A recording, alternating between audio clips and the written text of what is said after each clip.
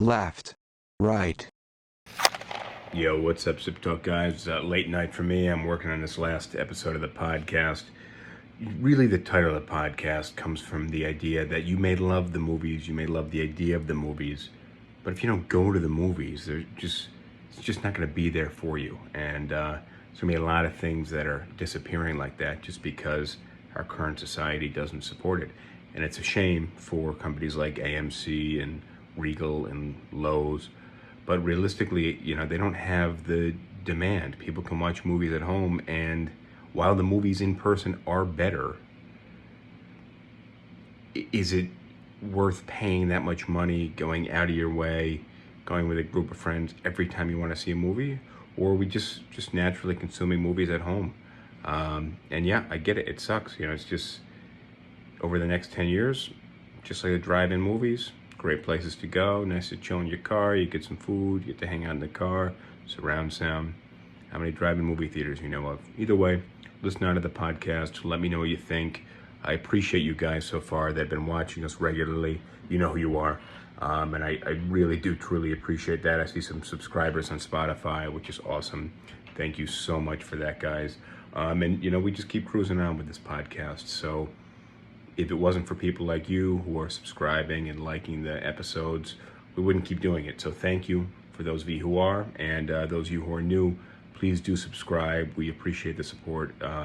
Genuinely appreciate the support. And enjoy the episode. I'll see you on the other end. This is Sip Talk. Grab a drink and enjoy. Of course, it's good.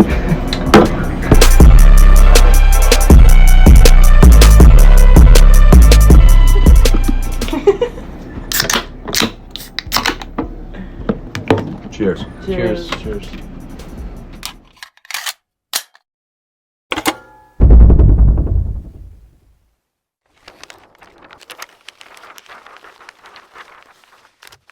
Hello, everyone. Welcome to Sip Talk. This is episode 108 of Sip Talk. My name is Justin DiGiulio. I am joined by James, the Bosnator Boswell, out of Charleston, South Carolina.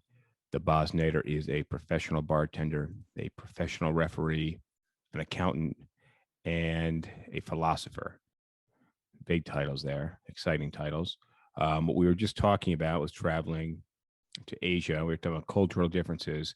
You know what I learned recently, though, is that if you dig straight through Earth, like if you were just wherever you are right now, just dig straight down, you would not end up in China. You'd end up in the Pacific Ocean somewhere. In the southern hemisphere. I don't know why I never. Yeah.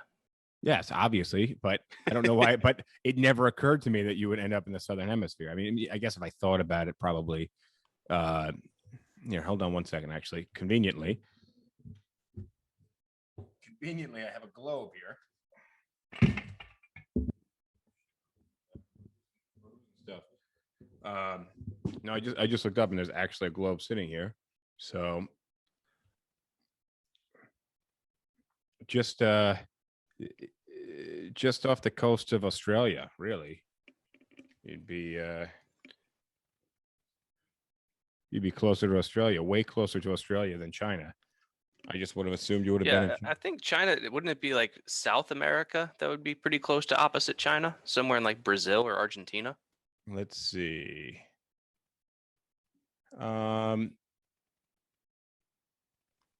No, I still think there's an incredible amount of ocean over there. So let's see. You would be a little west of South America, but there is a huge amount of Pacific Ocean there. So I'm looking up. I think I can do an antipodal point calculator. Oh, wonderful. But no, I just think most people think if you dig, straight through the earth, you end up in China. That's something you hear as a kid. I recently learned that it's not true. And I can't believe that I thought that, because when you actually think about it, obviously China is in the northern hemisphere. We're in the northern hemisphere. It wouldn't make sense. If you guys are listening and you want to, what's up, Tori? If you guys want to call in, you need to text 212. I was right, Argentina, for parts of it. And I was in the middle of giving a phone number. someone who listens to a lot of voicemails, that was very inconvenient. 212-239-1839 to call in.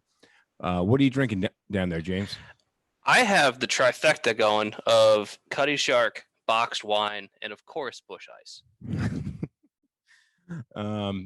Wonderful. I'm gonna do a little scotch and Pepsi, and I have a lime. I don't usually like lime with my scotch, but I just cut it up kind of in preparation. That I never really worked at the whiskey versus scotch situation, so I got about a half bottle left. I was told last time I drank pretty quickly, so I had 2 of these bottles. There's about a half bottle left.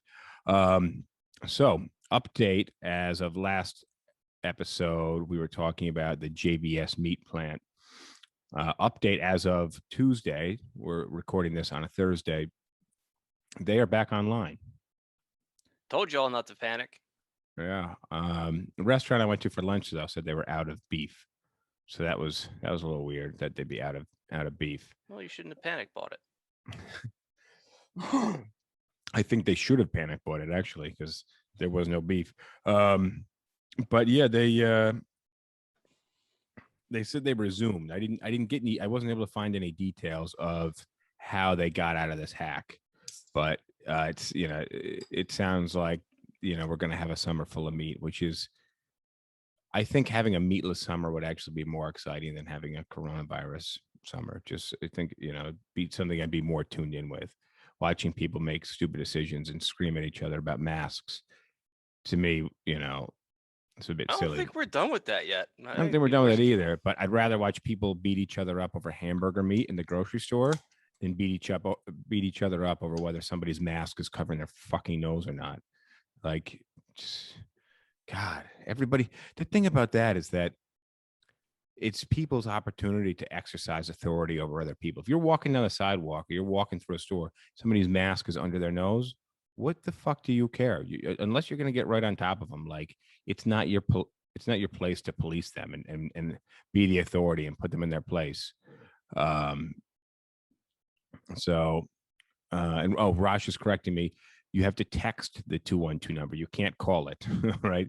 You got to text 212-239-1839, and you'll be sent a link for the call-in feature to the podcast. If you guys have questions, I see Gabby Torch join me with an old-fashioned. Ooh, I had a rough day. I could have, an old-fashioned really would have been a nice one for me. I guess I'm just ill-prepared right now. Old-fashioned would be good. Old-fashioned would be good, right? I don't think I have any orange here. I've got orange bitters, though. I've got the whiskey. I've got bitters. I've got sugar. Well, having the orange oil, and you kind of crack the orange rind over the orange peel over the glass, I think really that, to me, makes the old. Well, I can come close to that with using orange bitters instead. What do? Just kind of rinse it around the rim?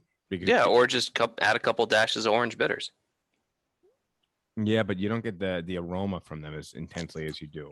So you definitely would need something.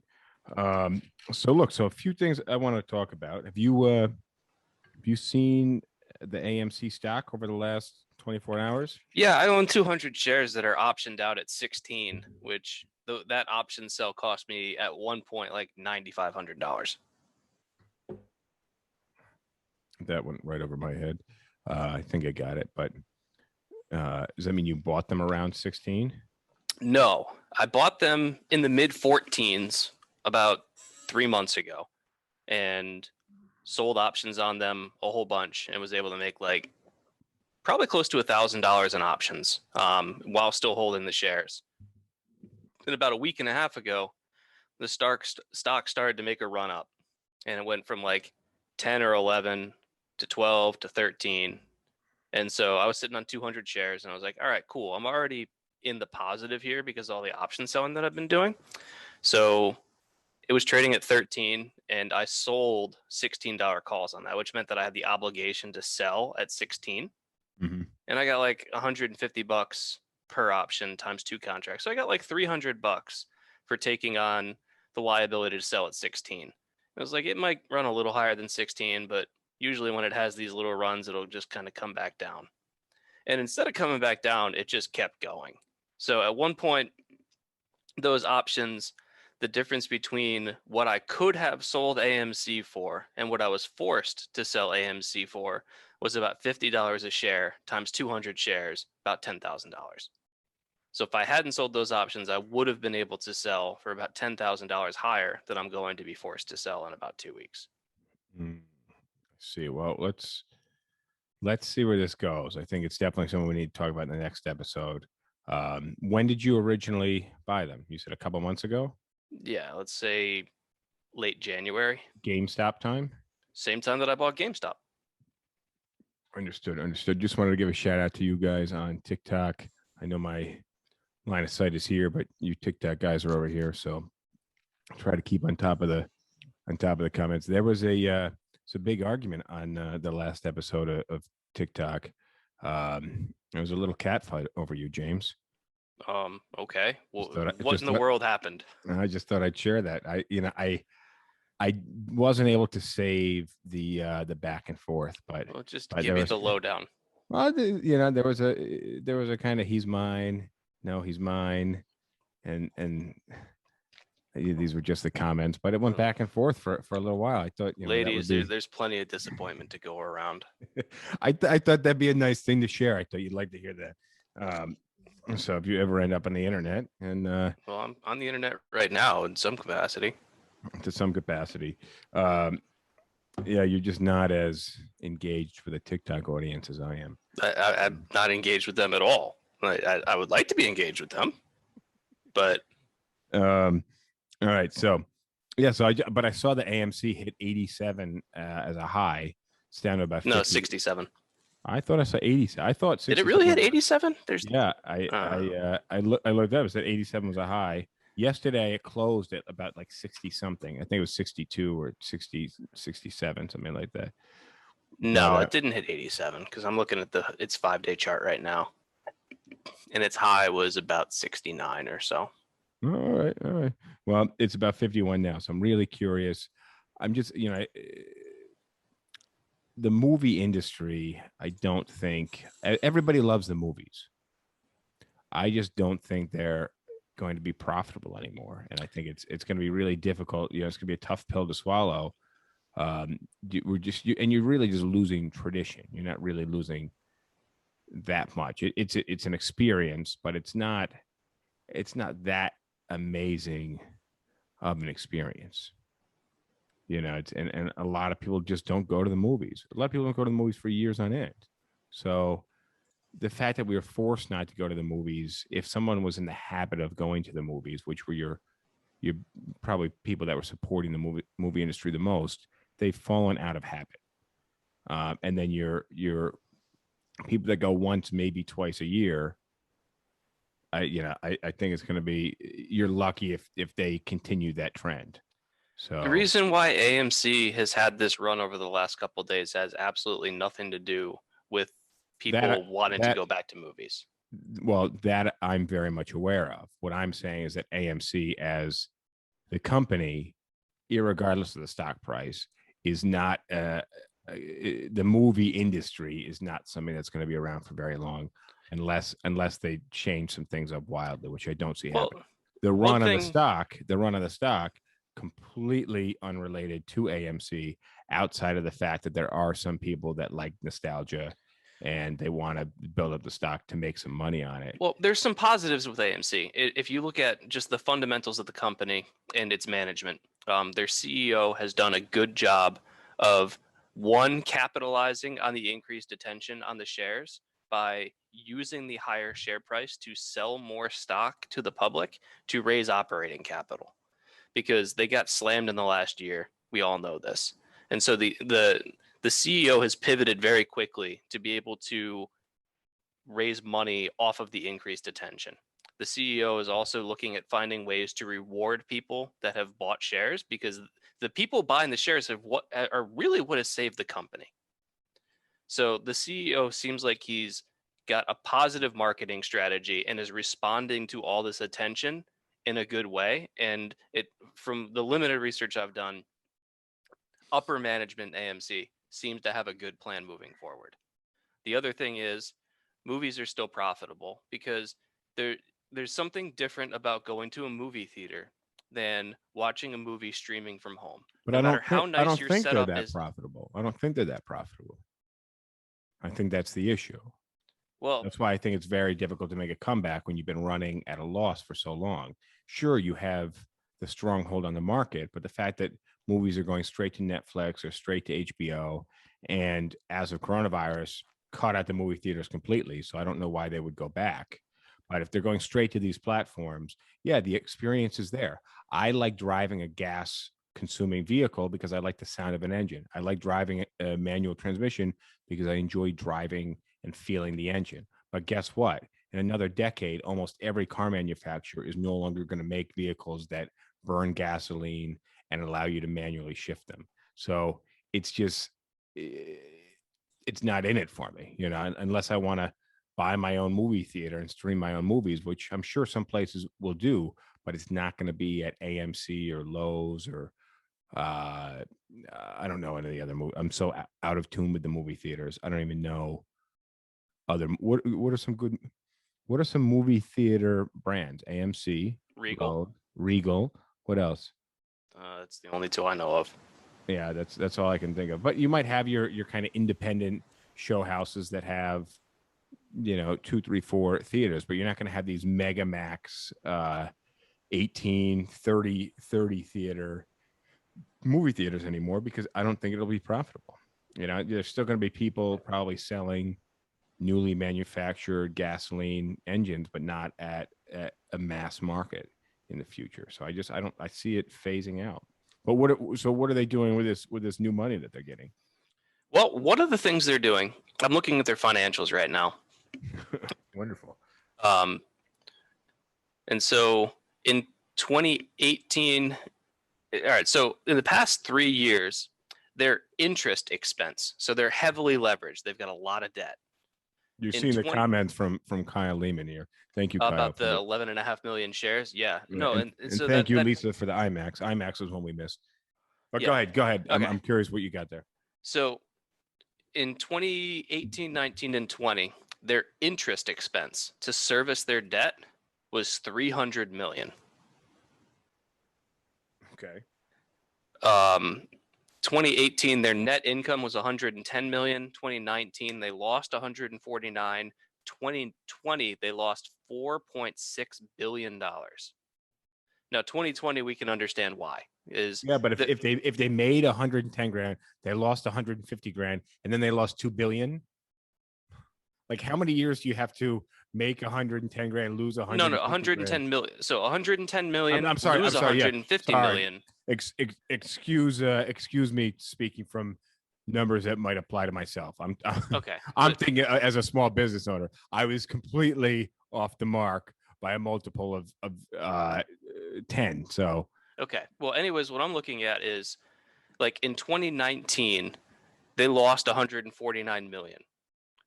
$300 million were pissed away on interest in 2019. If they didn't have that interest expense in 2019, they would have been profitable in 2019. We're going to throw 2020 numbers out because. But that's a big loss. How do you come back from that loss? Well, what the thing here, if I gave you $15 one day, and then you had to pay me $20 the next day, and then I gave you $12 the next day, and then I only took $10 the next day, and then the fifth day I said, okay, you owe me $168, and you're like, well, yeah, but I've only been making, you know, over the course of the different days, you know, $4 to $6. Right. I owe you 168. So So we're talking about huge magnitude here. We are. That they lost, but the way that they're able to like, first of all, they were able to afford the loss in 2020 by initially taking on even more debt. They took on a lot of long-term debt to be able to pay for their operating expenses through the year. Well, they were able to afford it. They were able to outlast the debt. They were able to spend the money they needed to. But if that trend continued, they would be out of business. Okay, but now they've been able to sell a tremendous amount of equity which they don't need to repay. As Kyle Lehman said, $1 billion in the last week of fresh stock sales. So they've been able to take their increased share price and be able to turn that into operating cash. And one of the things that they're going to be doing with that operating cash is probably paying down debt.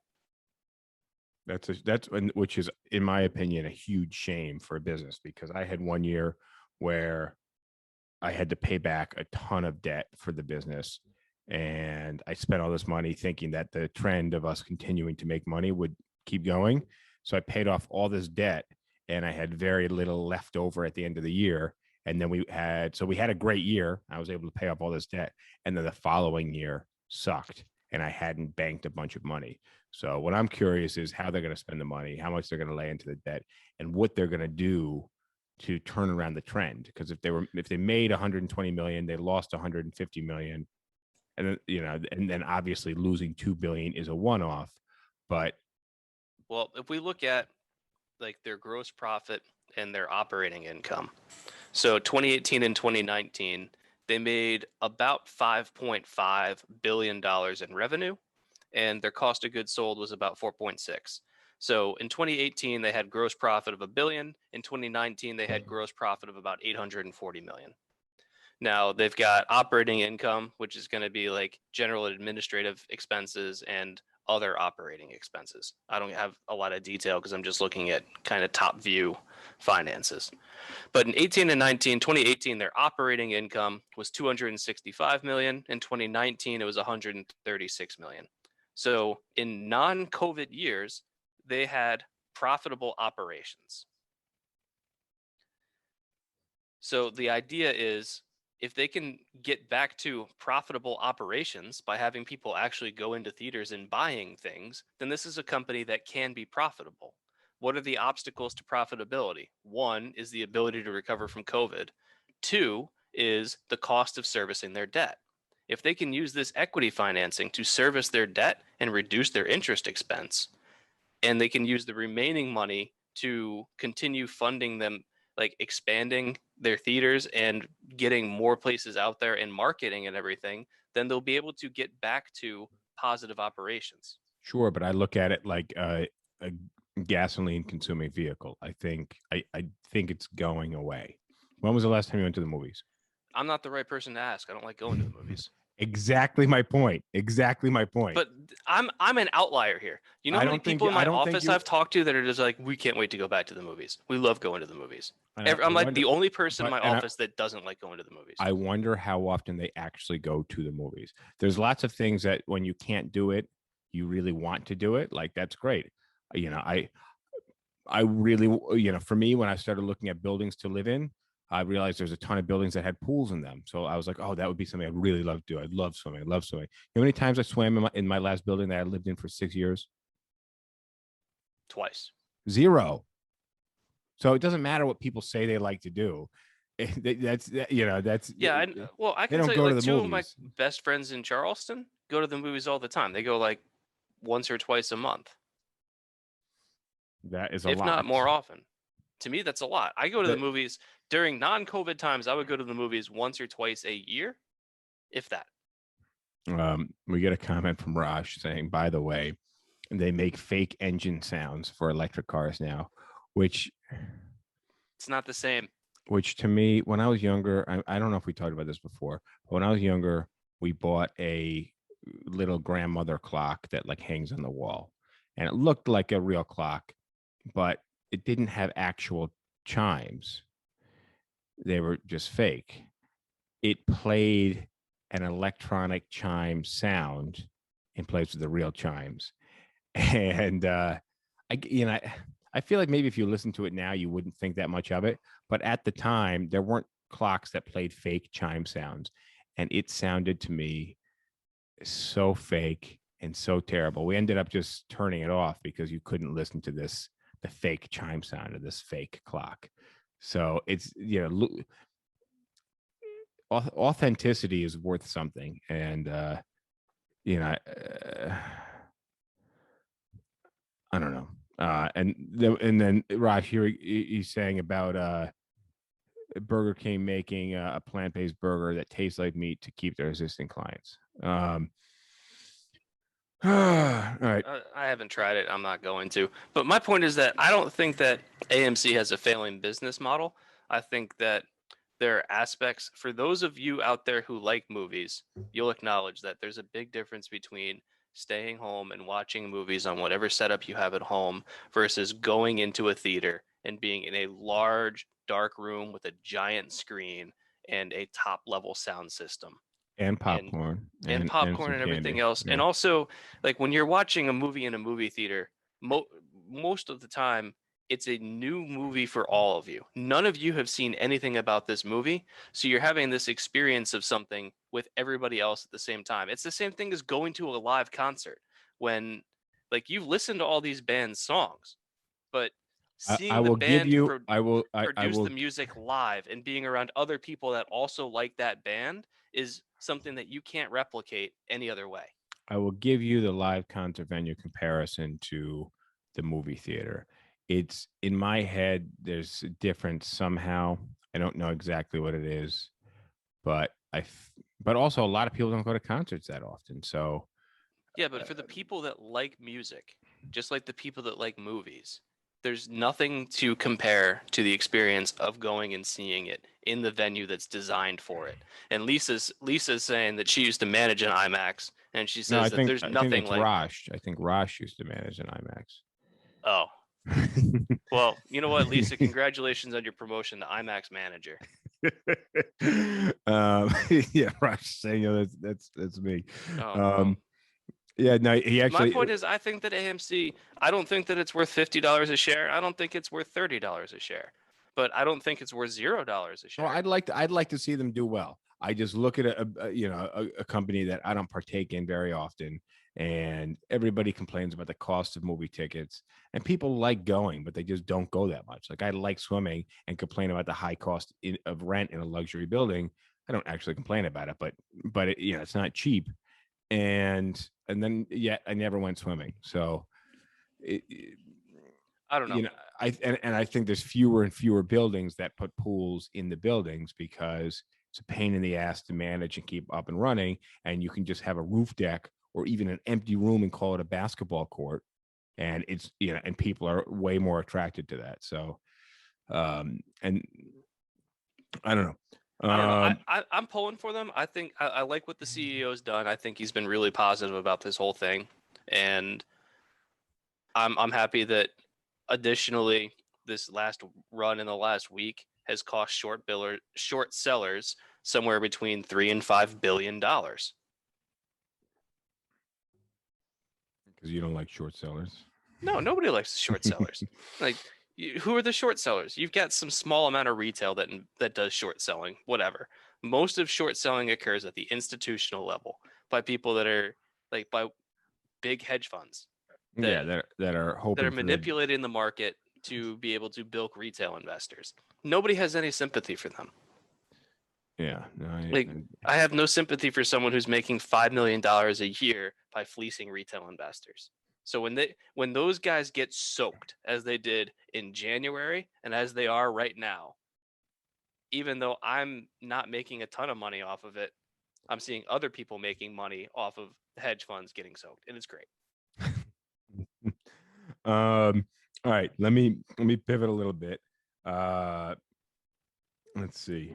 Oh, one of the things I wanted to address, we were talking about viruses and hackers last time, and I realized after we got offline that you were saying, yeah, if you were hacked, you'd be able to get it back under control in a day because your data is saved in the cloud. And Oh yeah, my office. It would probably be a 2-day process. If we got really hacked, we'd probably be down for about 2 days. let me ask you this: what if you were hacked, didn't know it, and they slept on you for 3 months or an entire year or 2 years? Well, they'd be able to steal a whole bunch of data that's highly sensitive, Yes, they would. And but I don't know how much they'd be able to really monetize that because fraud protection is really good right now. So, like, if we've got clients where I've got But bank what about statements. compromising your systems? What about compromising your systems where you lose all of your people's data?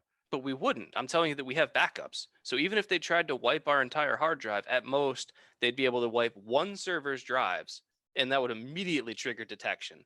And we've got backup drives that might be at most a day out of date. So we would lose, if this happens on a Wednesday, then we would have lost Tuesday's work, and we'd have to go back to the instance that happened on Monday night and be like, all right, I guess we got to redo some stuff that we did on Tuesday. You don't think they could sleep on you long enough to figure out where you guys back up and get control of those things? They might be able to, but the problem is if they try, they're not going to be able to simultaneously wipe each one. And as soon as they start trying to wipe one, it'll have a lockout process that'll prevent the other servers from being touched.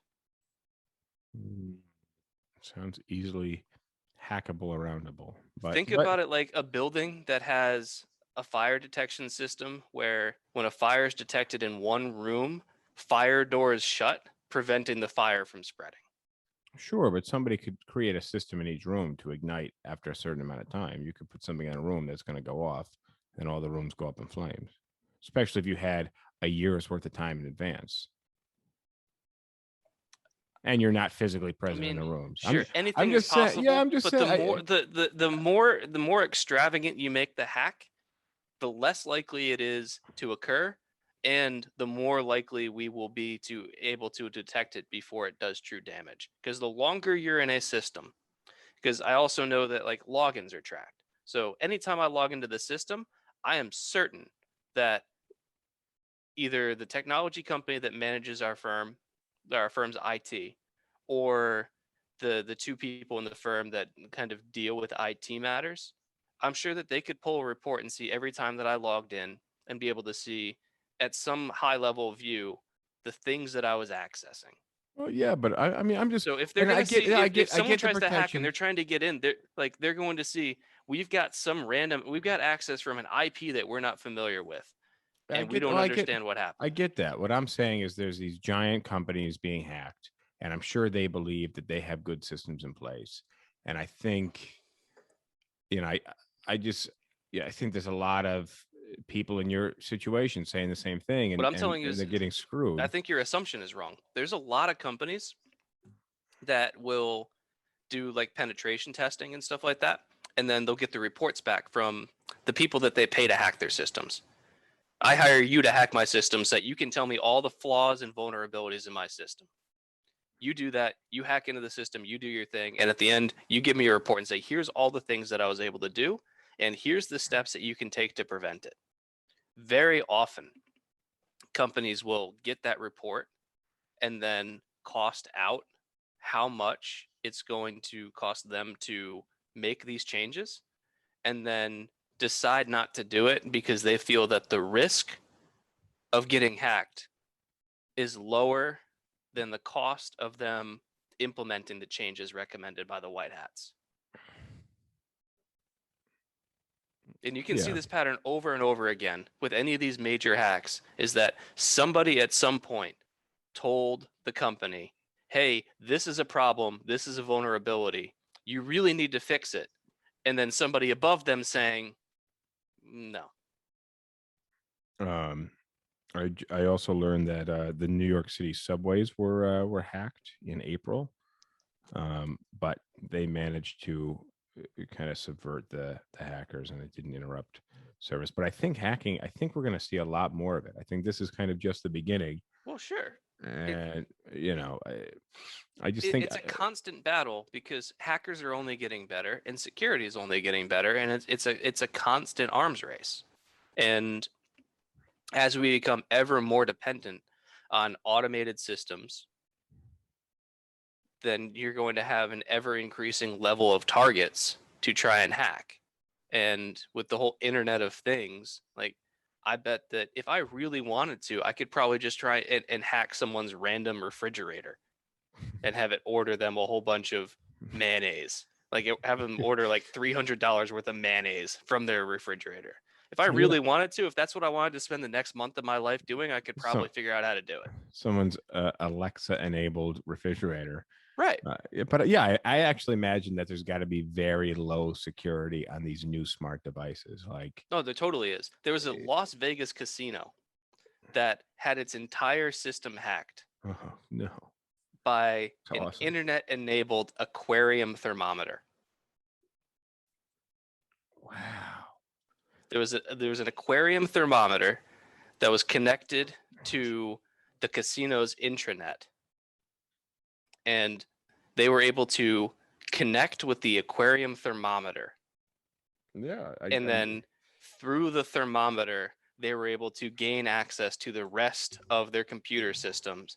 And I don't know what they were able to do with it because I stopped reading at that point. I just thought it was hilarious that it was an internet enabled aquarium thermometer that was enough of a vulnerability that they were able to get into the rest of the computer systems. And Yeah. who knows? I wonder how you would detect for that, or Well, like and you don't, are you talking on the hacker side or the company side? on the company side. I imagine, now they're enacting ways to deal with that, but Well, you're going to have automated access policies where you're going to, when certain files are accessed, you're going to have kind of different levels of quarantine where, let's say, the permissions for initiating bank transfers, those are probably going to be at the highest level because that's direct financial data. So you yeah. would probably have some kind of a system where anytime a banking file is accessed, it's going to trigger an alert on the system. And so you could probably circumvent that alert by, if I'm the CFO of the company, maybe I have a login and I can log into that file and it won't send off an alert because I'm the one who logged in and I have permission to look at that. But any other time that those files are accessed, maybe it sets off an alarm and a firewall that says, okay, we're shutting down the whole system because this file was accessed without the appropriate permissions. Yeah, no, I get that. Shout out to Lils who said, "Hey, haven't seen you guys in a while." But yeah, I do see a couple of you guys on TikTok. Just saying hi. Again, to pivot because there's a few things that I took some notes. I just wanted to bring up because enjoy your perspective. But I was hoping to get David's perspective on this. We'll have to wait till next week. Who is missing? But apparently, it looks like California is lined up for pretty severe drought weather this summer. Yep. And already they're saying the reservoirs are 50% lower than they are on average. Yep. And hydroelectric plants could be forced to shut down, which could kill a lot of electricity to certain areas that are. Yeah, there's going to probably be rolling brownouts and blackouts this summer. And California's biggest challenge is its water management. Yeah, well, your brother is in Sacramento, and I read that is, there was a map of kind of highlighted areas, and that seemed to be one of the worst ones.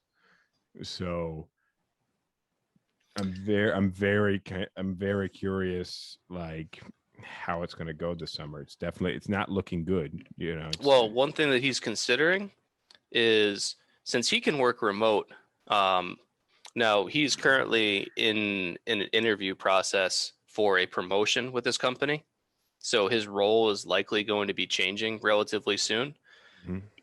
But I don't know if he's going to be able to continue to work remote. He might actually have to move to San Diego, and either Tuesday or Thursday next week, he can give us the rundown of how everything went with his interviews with this company. And I'm hoping that he got the job because that'd be great. But assuming that he can still work remotely, he might actually come to Charleston for like a month at the end of the summer, because during fire season, one, it's really hot outside and his apartment doesn't ventilate very well. So it gets to like 90 to 95 degrees inside his apartment. That's wild. And also going outside isn't a good option because, one, it's like 100 or 105 degrees outside. And during fire season, it's hazardous for your health to be outside for any period of time. And he's like, being stuck inside for days on end, and it smells like smoke inside too, and Yeah, it's super hot and uncomfortable. He's like, I can work remote. I'll just come to Charleston. You got a house, you got space. Let's go. I So, would all right. not want to be in California in a bad area during fire season. Well, and Sacramento itself won't burn, but everything around it will. Yeah, and that shit travels through the air. So, wild, So man. we might be Wild. doing some podcasts tandem in later in the summer. I don't know. He still hasn't figured it out yet, but my offer to him is outstanding. And it's wild that it gets that hot out there, just kind of considering the latitude. I don't know. So Sacramento's at about the same latitude as Richmond, Virginia. Yeah, which Richmond does not get quite as hot as Sacramento. Am I No, correct but in it's that? a very different environment because Sacramento is kind of a desert. Yeah. Interesting. I'd like to get David's take on that. And this is not his first summer out there, right? No, It'll it's be his his second summer first and a half. He moved there in like late August, of last year. like mid or late August of 2 years ago. So yeah, he moved in 2019. So he got there, let's say mid-August. So he got a little bit of the summer, but not a ton of it. Yeah. Yeah. Rosh just forwarded something about Nostradamus predicted California destruction by earthquake 2021. Oh, sure. No, there's Nostradamus predictions are like, we might as well just like buy the National Enquirer and ask about Obama's alien baby or something. I mean, if you make enough predictions, some of them are bound to come true, and Right. especially over a long enough amount of time with a bit of ambiguity.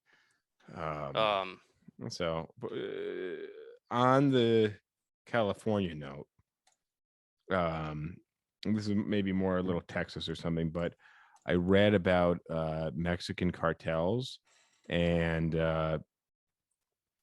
they're using drones. They're weaponizing drones, and some of these cartels have fleets of drones that they're using basically to bomb other cartels and the police and things like that. What are your thoughts on this? That, I mean, to me, that seems like a really Not surprising to me. It seems, yeah, it And- seems very plausible and like something that actually could become like bigger and a larger threat and just what like Well, think the about cartels have so much money that they can afford to do these kinds of things. And I don't know how you go about combating the cartels, because in Mexico the cartels are arguably as powerful as the government, if not more powerful. Well, I mean, the thing is, it's difficult to compare it to a place like the United States, because the United States, we basically, for the vast majority of us, agree that there are rules and we're going to play by the rules, and we're good with that. But in a place where there's never really been any agreement on the rules, when it's just kind of always been a hot zone for guns and drugs and Here's one potential solution, and hear me out. okay. The cartels make the majority of their money trafficking drugs to the United States. And the reason why they make that money is because they're illegal in the United States, and they have the means to be able to circumvent all the different safeguards that we have in place to prevent drugs from coming in. This is actually, when you said hear me out on this one, this is exactly where I thought you were going, but go ahead. So if the United States were to legalize or decriminalize the vast majority of drugs and have a regulated drug industry where the drugs are produced in the United States by United States companies, then that would undercut the cartel's market and it would kill their revenue. And without revenue, they don't have much of a reason to exist. Now, this plan has its problems. Okay. But if you're looking to combat the cartels, you have to hit them financially. And well, I think the vast majority of Americans aren't concerned with the fact that cartels exist. They're more concerned with the fact that drugs exist. Most people in the United States, they think of their issues with the drugs, not with the cartels, because the cartels so long don't as drugs intrinsic. are The cartels illegal. don't. Yes, but the cartels don't really pose any risk to people in the U.S. except they supply us with drugs. So if we're now supplying ourselves with drugs, on we or haven't near the solved border, we then the haven't solved the cartels do problem. provide a risk to you. If you Yeah. live close to the border, you've got a risk because the cartels operate near you, which means that you're in danger. Now, in Charleston, South Carolina, in New York City, probably not so much. But if you're in Tucson, Arizona, or El Paso, Texas, or San Diego, then there's very much a cartel presence there. So anybody who opposes legalization of drugs is making the choice that they would rather have cartels able to operate instead of I don't think legalized they're drugs. yeah, I don't think they're thinking like that. They're just like, But oh, that's let's just stop but that. I'm saying Yeah, they might not be thinking of it like that, but that's Yeah. the decision that they're making. Yeah, is effectively by having all drugs illegal, you're forcing us to get our drugs from somewhere else, and that's coming through cartels. The classic founding a business. The classic advice is find a need and fill it. The cartels have found their need, which is drugs, and they're filling it by providing drugs. Yeah, And it's wildly profitable. well, I think I don't. The solution that you gave is exactly when you said there's a solution. Hear me out, and I was like, the solution is making drugs legal, but it's making there's loads of lugs.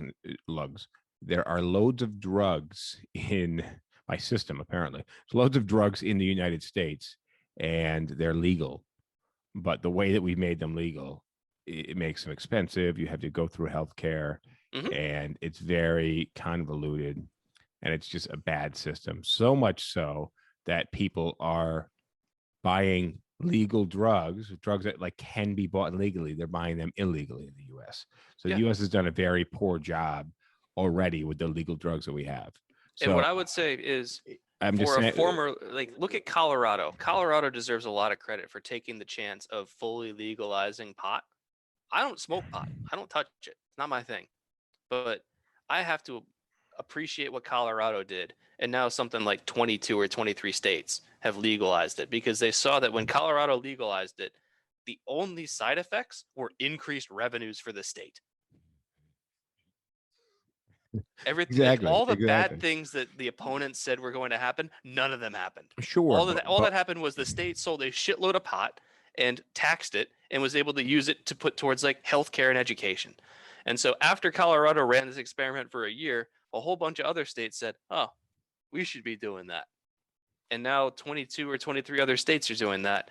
So you can look at what does legalization look like? If it's done intelligently, you can reduce harm and use the money that you get from taxing drug sales to put back into social support systems, healthcare, and education, and improve the lives of the people in your state. Sure, but there, I'm just like, I think in New York, weed is legal, right? Marijuana is legal in New York. I think recently, yes. I'm not entirely sure. I don't really But follow it. it's Raj says yes. yeah, but I don't think you can go to a regular store and buy regular strength weed yet. Yeah, they probably haven't developed the system yet, but like if you go to California, like when I was in Sacramento with my family, like we walked into a dispensary and you could just buy pot. Well, I mean, we have like this weed world near my office, just called Weed World, and they play like Bob Marley music outside, and everything's got pot leaves on it, and Yeah, but can you buy the drug in the store? I don't think you can buy real actual weed in the store. I can tell you that at the dispensary that we went into, they had glass cases, and you could just be like, "What's that strain? What's that strain? Oh, there's a pot drink. What's the strength of the pot in there?" They had all sorts of stuff. You could just buy like beer with pot in it. You could buy teas with pot in them. Yeah. You name it, you could buy it there. It was 100% legal. You walk out, you just got yourself a plastic bag like you went to the grocery store. So, but again, they're like that. It's weed. There was a like, cop standing outside the place, just like protecting them from being from getting robbed or something. Yeah, like he wasn't harassing anybody. He was just like, "Hey guys, y'all have a good time." I'm like, all right, cool. Well, but what I was gonna say is drugs like weed. But what about harder drugs like fentanyl? Look to Portugal. I don't know which direction. Hang on, I got the globe here. Portugal is going to be. So it's like that way. I don't see anything.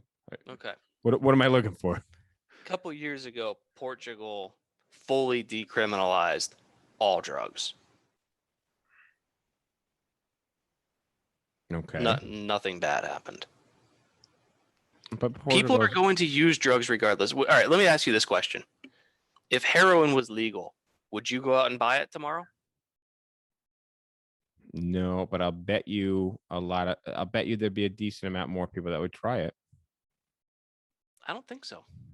You don't think so? I can tell you right now that if I could buy heroin tomorrow, I wouldn't.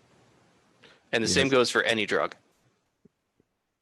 Well, also, but if you're legalizing something, there has to be a supply chain that actually is legal as well, and that's I think that's like weed is legal in New York and New Jersey, but there's no supply chain yet for it. So that's where Well, that's a logistical problem. That's not a legal problem. yes, but they still haven't implemented this supply chain. So there's still a lot of illegal drugs coming in because of that. My view is that the harm of criminalizing drugs far outweighs the harm that drugs actually do. Because I would have to say congratulations to drugs for winning the war on drugs. I've heard that before, but they're definitely winning the war on Because drugs. look at, first of all, the societal cost to criminalize drugs is that you've got tons of people in prison or with crippling fines for drugs. People are still using drugs. And the biggest problem that we have right now in this country is with opioids. How did that start? Yeah, well, that started with legal drugs. Yeah. And, But it was also drugs that were represented as non-addictive. They weren't accurately represented. The company that was marketing them said, this is non-addictive. You're totally fine to take this. well, So did they it was say it wasn't addictive? Or Yeah, they just... totally did. That was how it was marketed. Interesting. It was marketed as a better alternative to drugs like hydrocodone, which is Lortab, or morphine. Yeah. It was supposed to be a non-dependency building opioid. Well, I heard the families of these drug companies are being sued now. There's a really interesting court case going on right now where Purdue Pharma is the one that gets all the attention because they're the one who marketed OxyContin, which is the progenitor for the entire opioid crisis. And the family that owned Purdue Pharma, the Sackler family, they're negotiating a bankruptcy deal for Purdue Pharma. And as part of the bankruptcy filing, if it's ratified by, I guess, the other side, whoever, I don't know all the details, but basically, as part of this bankruptcy agreement, Purdue Pharma is going to pay a couple $2 billion to various states. But as incentive for the Sackler family to sign off on this, their carrot is that they will be not personally liable for anything. Because right now, there's hundreds of lawsuits against the Sackler family in addition to lawsuits against Purdue Pharma. And if this bankruptcy deal is approved and goes into effect, then the family will be shielded from all of these lawsuits. All of them will be dismissed because they'll be legally protected. Yeah. Well, my mind isn't quite made up how I feel about the family being that involved. Obviously, there's some key players that probably had some big effects and well, another thing, but what hang on, hear me out. I think there's a lot of people probably in this family that are going to be affected by it. That, I mean, sure, they probably had very rich, lavish lives. Not that they earned it, but you're born into whatever that you didn't yourself earn, and a lot of that is likely to be stripped away from them. So a lot of people are going to have pity on them, but I do kind of feel bad that something that was out of their control. Yeah, I don't know. I don't know the specifics of it. I'm just saying, kind of in theory, imagine being part of a rich family, and then they're just kind of the target of these giant lawsuits for something that someone else in the family was doing. no, No. Am I off key on this one? Yes. If you were Okay. part of the family, then you directly benefited. Even if you weren't engaging in malfeasance, you directly benefited from those around you who did, because you also got the billions of dollars. Yeah, that's I'm saying, yeah, and now that's become your life, and now you're kind of getting fucked. It's Woe upon the billionaires. but that's my point, is I feel bad for them, and I'm not Why? because they had nothing to do with it. Sure, It they were being given money. It's kind of, it's like the accomplice type situation. Maybe you didn't really know what you were into. Maybe you were completely unaware, and then your friend robbed a store, and now you're being chased by the cops. And you're like, fuck, I'm in the car too. Like, I mean, I get, yeah, I know my friends weren't great. Like, I know my friends aren't great. I didn't really know what they were doing in the store yet. Like, I knew they probably weren't up to any good, but now I'm doing the same thing as them, because I'm also in the car. Like, fuck, I am fucked. Like, I didn't sign on for this. Like, I was just in the car, with them. I No, didn't they sign made on. billions of dollars. Even if all these lawsuits go through, they'll still be fine. All right. Well, look, we're running towards the end. I wanted to share the two. Did you read through? You read through some of that article I sent you earlier with the 1960s and 70s food trends? Yeah, it seems like just put put Jello, put everything in Jello. This is awesome. Hang on, let me. Um, The Jello. So Jello was really this pretty hardcore recurring theme. So I want to share with you guys some 1960s and 70s kind of food trends. Rosh is really pushing the spam, which I wonder when spam. Let me do a he's shared spamming screen. the chat. He is. Let me do a shared screen. I'm gonna get you guys on here. Let's see. You can check the old desktop here. Get rid of this one. All right, you can see all the crap I got on my desktop if you're watching live. So I got the Vogue diet here. Let's see. Let me throw this up on the screen. So we got this Vogue diet. It's the wine diet. And you can lose 5 pounds in 3 days is the idea of the diet. So breakfast Yeah, but it's all water weight that you're losing. But the fact that it would every year they're going to print this is brilliant. So can we talk about the Amazon sidewalk? All right, I want to talk about that in a second, because I have no idea what they're talking about. Living the good life. But breakfast: 1 egg hard boiled, 1 glass of white wine, preferably dry, Chablis, and black coffee. Lunch: 2 eggs, hard boiled is best, but poached if necessary. I like how they've had, but only if you're sick of the hard boiled and you need to change up the style, you can poach your egg. 2 glasses of white wine, no specificity on the white wine for your lunch, followed by black coffee. Okay, And then your dinner. Are you calculating calories here? Yeah. Okay. Let me hit the dinner, and then if you get the calorie. So dinner is going to be a 5-ounce steak. They don't tell you what type of steak. I like how they've poached if necessary, hard boiled, preferably a Chablis. But what the actual food, the steak, is just any steak is fine. So a 5-ounce grilled steak with black pepper and lemon juice. Remainder of white wine, you're allowed 1 bottle per day, followed by black coffee, because everyone knows at dinner you should follow it with a black coffee. Okay, so we're going to estimate the total calories in the bottle of white wine at 750. Okay. That's kind of right in the middle, be like 450 to 1200 calories per wine, depending on the amount of sugar in it and also the amount of alcohol. So with we're going the to split the eggs, middle, and we're going to say 750. So each with the egg is eggs, 80 calories. So you're at about 240 1,000 calories. So we're at 1,000. Yeah. 5 ounces of steak. We're going to calculate that right now.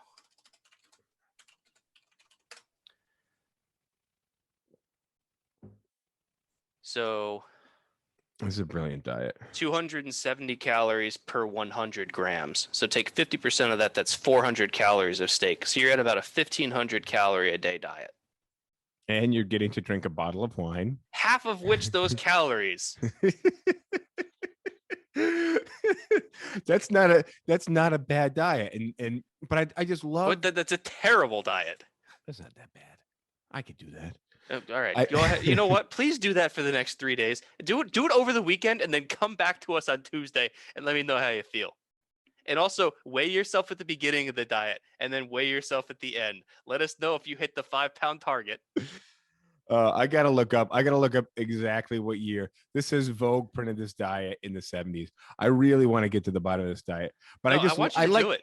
I may. I want to find some more information out. I may try this diet if I can find the actual, like, the episode that it came out, like where it was written, what the context of it was. But I love how it's written.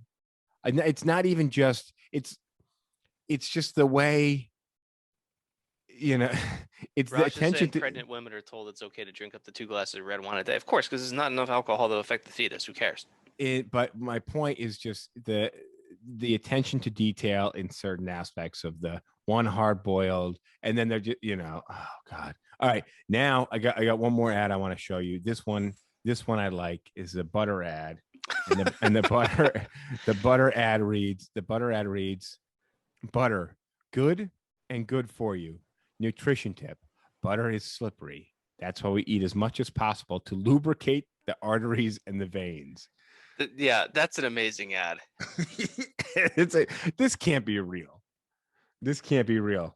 I'm very curious if this is. I kind of want to get a printout of that and put it in our kitchen.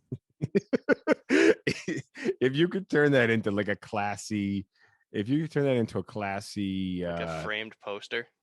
Yeah, but yeah, like like a wooden frame, you hang it on the wall. Yeah. I think that could look pretty cool. Raj is saying he's seen butter sticks fried in Charleston, South Carolina. You can find that at any county fair. Yeah, I've never seen fried butter anywhere. I've seen fried Oreos, which actually aren't that bad. Fried ice cream. Yeah, I've heard it. I don't know if I've seen fried ice cream, but I imagine I've seen it at the restaurant I worked at. We used to serve it. It was really good. I mean, fried anything for the most part is pretty good. It tastes like oil, and whatever that's flavor, whatever is being fried is flavored like. But fried butter, I mean, I want you to try the white wine diet. Do that for 3 days. Check back with me. I wonder. Yeah, I'm down for this. If you can find when this was from, if anybody can find this wine diet and when it was from and send it to me, I may consider. It's from the 70s. You don't need to find out when it's from. You've got the recipes in front of you. This is not complicated. I'll buy you the Chablis.